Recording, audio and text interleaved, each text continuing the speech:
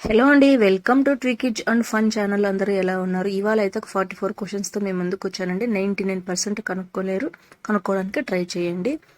So ఎవరైనా కొత్తగా చూస్తున్నట్లయితే మన ఛానల్ని సబ్స్క్రైబ్ చేసుకోండి. అలాగే కనుక్కున్న వారి కింద కామెంట్ చేయండి. మొదటి క్వశ్చన్ వచ్చేసి, సీతాకోక చిలుక అతను ఆహారాన్ని దేనితో టేస్ట్ చేస్తుందని మీకు తెలుసా? తెలిస్తే కింద కామెంట్ చేయండి.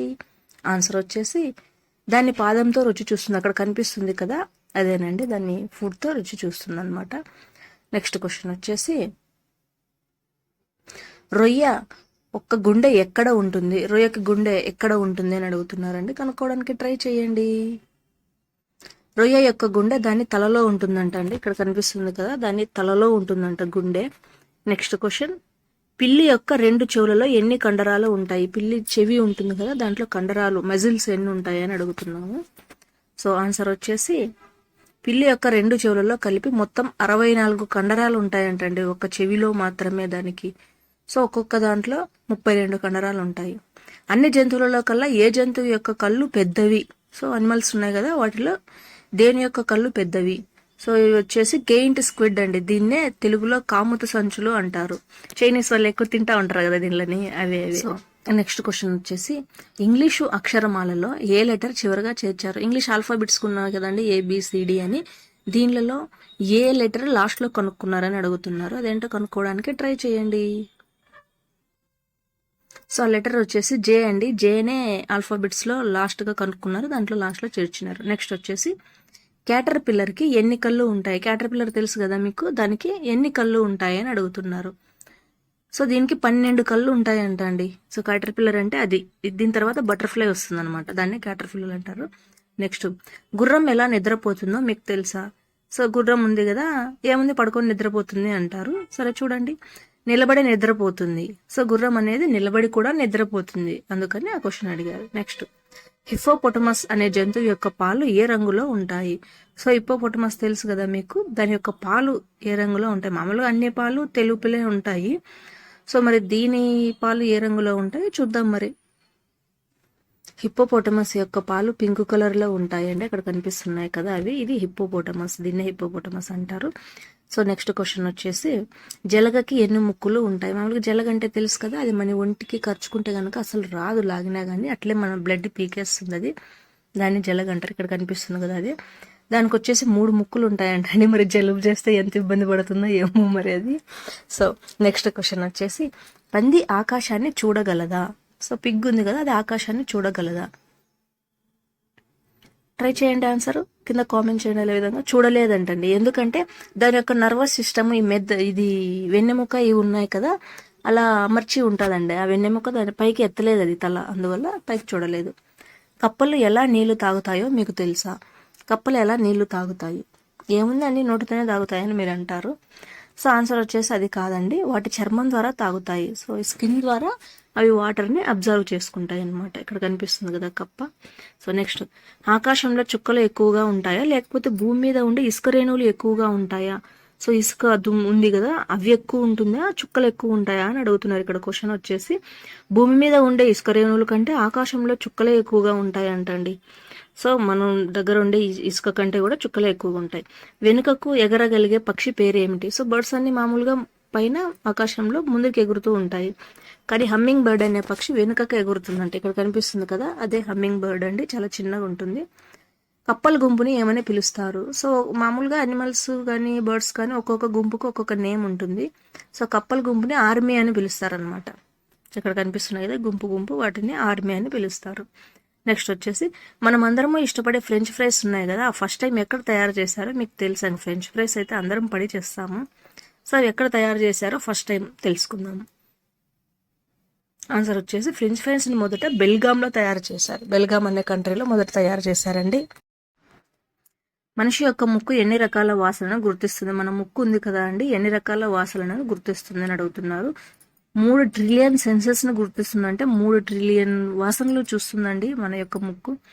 ఆక్టోపస్ రక్తము ఏ రంగులో ఉంటుంది? సో మామూలుగా అన్ని అనిమల్స్ రక్తము రెడ్ కలర్లోనే ఉంటుంది.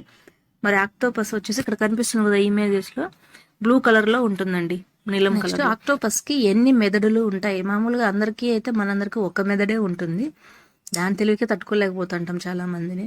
సో ఆక్టోపస్కి వచ్చేసి 9 మెదళ్ళు ఉంటాయండి. మామూలుగా అంటా ఉంటారండి ప్రపంచంలో అన్నిటికంటే తెలివైన జంతువు ఏది అంటే ఆక్టోపస్ అని. ఏ జంతువు 3 సంవత్సరాలు నిద్రపోతుంది? ఒక అనిమల్ ఉంది, అది 3 సంవత్సరాల వరకు నిద్రపోతుంది. అది ఏమంటే స్నేల్, నత్త మనకు కనిపిస్తూ ఉంటాయి కదా అది. చేప యొక్క ఏ భాగం లిప్స్టిక్ తయారీలో వాడతారు? చేప యొక్క ఒక ప్రోడక్ట్ని లిప్స్టిక్ తయారీలో వాడతారంటండి. అది ఏంటంటే చేప యొక్క పులుసులు లిప్స్టిక్ తయారీలో మరియు నెయిల్ పాలిష్ తయారీలో వాడతారంట. ఈ పులుసులు కనిపిస్తుంది కదా అది. పర్ఫ్యూమ్లో చేప యొక్క ప్రోడక్ట్ని వాడతారు. అది ఏమిటి? సో పర్ఫ్యూమ్లో చేప యొక్క ఒక ప్రోడక్ట్ని వాడతారు. ఏమిటది కనుక్కోండి చూద్దాం.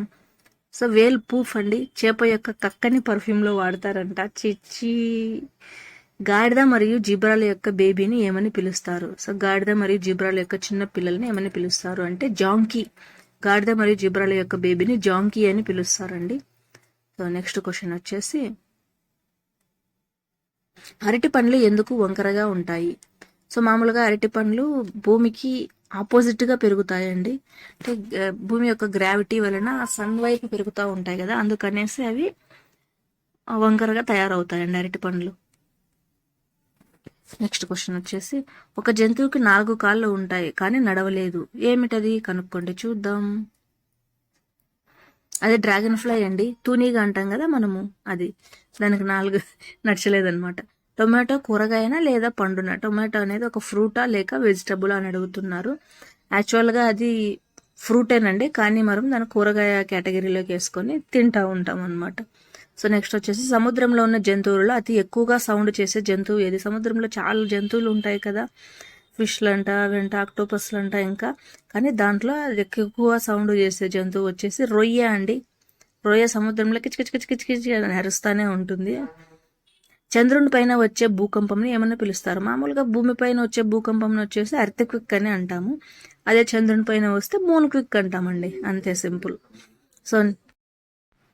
సో నెక్స్ట్ క్వశ్చన్ వచ్చేసి ఏ జంతువు ఒకేసారి 2 వైపులా చూడగలుగుతుంది? ఒక జంతువు ఉందంటే అది అటు సైడ్ ఇటు సైడ్ 2 కవర్ చేస్తుంది. మనమైతే ఒకవైపే చూపు పెట్టగలం కదా.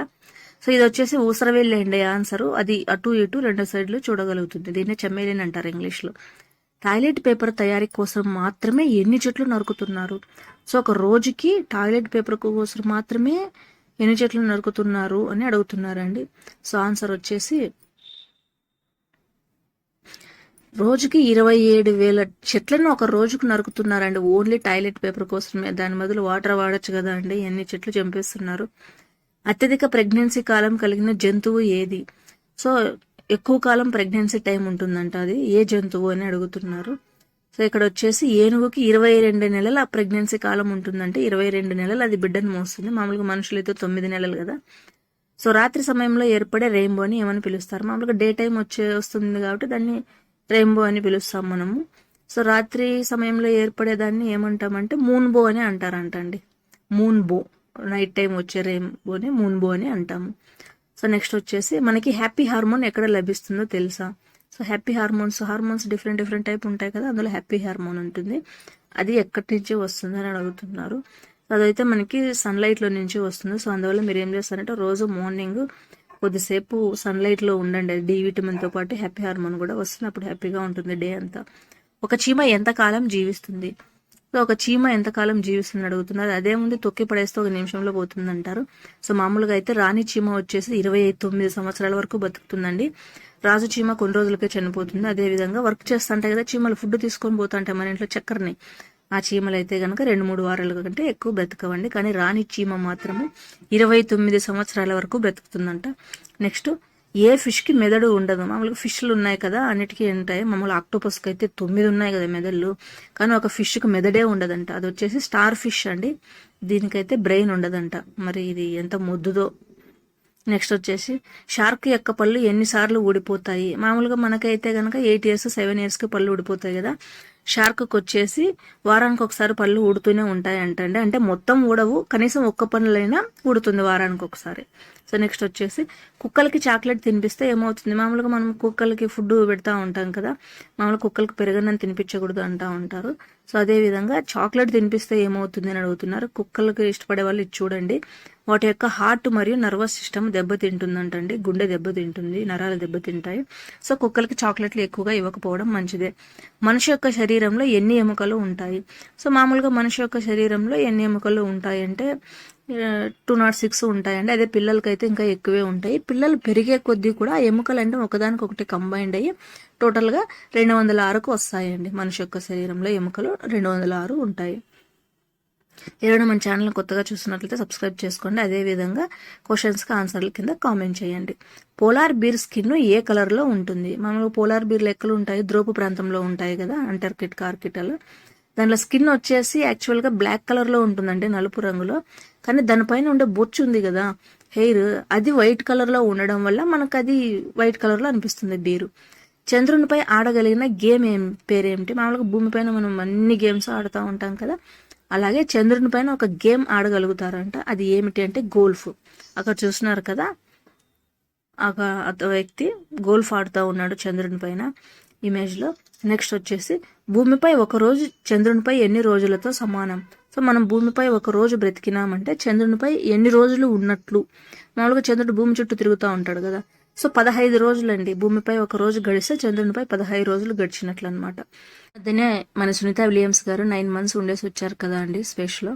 నెక్స్ట్, చార్లెస్ ఆస్బార్న్ అనే వ్యక్తి ఎక్కువ కాలం ఎక్కిలతో ఇబ్బంది పడ్డాడు. అది ఎన్ని సంవత్సరాలు మీకు తెలుసా? సో ఒక వ్యక్తికి కంటిన్యూస్గా ఎక్కిళ్ళు వచ్చాయంటండి. ఆ వ్యక్తి అనే చార్లెస్ ఆస్బార్న్ అనే వ్యక్తికి మామూలుగా అయితే మనకు 1 నిమిషం 2 నిమిషాలు వస్తాయి. సో ఇక్కడ కనిపిస్తున్నాడు కదా ఇమేజ్లో, ఆయనకేనండి 68 సంవత్సరాలు ఎక్కిళ్ళు వచ్చాయంట ఆయనకి. సో ఆయన ఎలా భరించారు ఏమో మరి. సో నెక్స్ట్ క్వశ్చన్ వచ్చేసి, అందరూ ఐక్యూ అంటూ ఉంటాం కదా, అసలు ఐక్యూ మీనింగ్ ఏంటో తెలుసా మీకు? చాలా మందికి తెలిసి ఉండదు, అందుకే క్వశ్చన్ పిక్ చేశాను. మీకు కనుక ఆన్సర్ తెలిస్తే కింద కామెంట్ చేయండి. సో ఐక్యూ అంటే ఇంటెలిజెన్స్ క్వశ్చన్ అండి, మనకి బ్రెయిన్ రిలేటెడ్ అనమాట. నీకు అంత ఐక్యూ లేదు అంటూ ఉంటాం కదా మనం, అంటే తెలివి లేదు అని అంటూ ఉంటాం. బాక్సింగ్ మొదటిసారి ఏ కంట్రీలో కనుక్కున్నారు? బాక్సింగ్ డుష్యం అని కొట్టుకుంటూ ఉంటాం కదా, సో అది మొదటిసారి ఏ కంట్రీలో కనుక్కున్నారు అంటే ఇంగ్లాండ్లో కనుక్కున్నారంటండి. సో బాక్సింగ్ లాగా క్రికెట్ కూడా ఇంగ్లాండ్ వాళ్ళే కనుక్కున్నారండి ఫస్ట్ టైం. ఓకే అండి, మీకు ఈ వీడియో నచ్చినట్లయితే మన ఛానల్ సబ్స్క్రైబ్ చేసుకొని లైక్ చేసి షేర్ చేయండి. ఎవరైనా కొత్తగా చూస్తుంటే మనల్ని సబ్స్క్రైబ్ చేసుకోండి. అదేవిధంగా మీకు ఇంకా ఎటువంటి వీడియోస్ కావాలంటే కింద కామెంట్ చేయండి. నెక్స్ట్ వీడియోలో మళ్ళీ కలుద్దాం. బాయ్.